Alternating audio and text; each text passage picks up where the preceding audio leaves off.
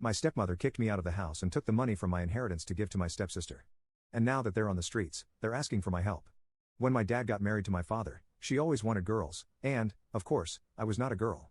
So when my stepsister was born, who was not only planned but also a girl, and according to my parents, she should be protected at all costs. This meant that my stepsister could do anything at home, including taking my things, my money, destroying my homework, breaking my toys, etc. Whenever I complained to my parents, they simply told me to stop being spoiled and ended up punishing me. Because of this, I ended up getting used to it and just let everything happen. Of course, it bothered me, but my schoolmates knew about the situation and ended up helping me by hiding the money I saved in their homes or toys I bought. However, one of the worst things that happened due to my parents' behavior was when my grandfather passed away. Unlike my parents, my grandfather liked me a lot. I loved spending weekends at his house, and for me, he was my real father. When he passed away, he left me a significant amount of money, but more importantly, he left several properties he had for me. This happened during my adolescence, and I was happy that he gave me these properties since it meant that when I turned 18, I would have a place to go and finally escape from my family. However, as I was still a teenager, my family was supposed to be the legal guardians of the properties until I turned 18. But contrary to what I thought, when I turned 18, they told me they had already sold all the properties to give the money to my stepsister, and I couldn't do anything about it. My father is a lawyer, and if I tried to report them, they would just make up something, and nothing would happen. That said, they kicked me out of the house. It was a very difficult time in my life. I had to stay on the streets for weeks until I finally confessed my situation to a school friend, and he agreed to shelter me in his home. I had to work and give him a portion of my salary, but honestly, I am very grateful, and I know that if it weren't for him, I probably wouldn't even be here today. After that, for the first time, my life was improving. After studying hard, I managed to pass a local government exam and got a job that paid enough for me to finally move into my own house. I got a girlfriend, got promoted at work, and so far, my life was perfect. Until one day, I heard a doorbell. My girlfriend was out of the state for work, so I didn't know who could be visiting me, and to my surprise, when I opened the door, it was my family. I hadn't seen them since I was kicked out of the house, so it was definitely a surprise. Before I could say anything, they told me I should give them about $5,000. After recovering from the shock, I asked why I should do that, and they said I should give it because it was my duty. After hearing that, I just laughed and tried to close the door, leaving them talking alone. But my father noticed and changed his tone, saying that they needed my help. They said they had no more money, and due to my stepsister's excessive spending, they had to sell the house to pay off debts.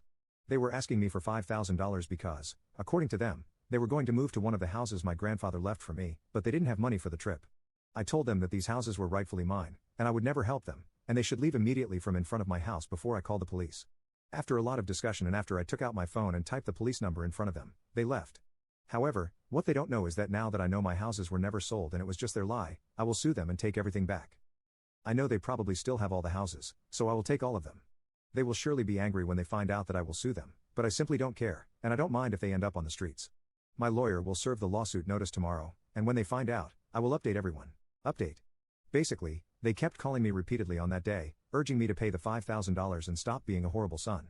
My father even came back to my house to argue with me again on the same day and try to convince me to give them the money. I threw in his face that he had never done anything for me, and I honestly couldn't believe he really thought I would do something for him. For some reason, after this comment, he seemed genuinely offended and said I was ungrateful and then left. However, their reaction when they found out about the lawsuit was priceless. I think they all found out at the same time because I started receiving messages from all of them calling me names, saying that I was trying to steal from them what was rightfully theirs, etc. I told them, first of all, that all the properties there were mine, and I was just taking them back. My father, once again, said that as a lawyer, he would not let things end like and that they would sue me as well and take my current house. I just laughed and let him keep talking. But of course, I took screenshots of the entire conversation. On the day of the trial, they all pretended to be innocent, saying they didn't know what they had done wrong for me, their own son, to be suing them. They even managed to convince other members of my family who didn't know what had happened to think I was a horrible person with no empathy for anyone. This continued for a while until the judge stopped them, and my lawyer began presenting my case. After he started, honestly, I think my father realized instantly that he had no chance. Besides openly admitting in our conversations that he illegally took the properties, he also admitted that he was going to use his privilege as a lawyer to falsely sue me to take my house. In the end, not only were they ordered to return my house, but they were also ordered to pay me compensation of about 25% of the value of all the houses for the time I unjustly spent without them. Additionally, another case was opened by the government to investigate my father and potentially revoke his license to practice law since he had been extremely unethical. My relatives, upon realizing I was right, apologized and came to my side, so essentially, my parents have no one left stepsister. I know many will say that I was wrong to do all this, but honestly, I don't care. You can now check if there's a part 2 by pressing share and more.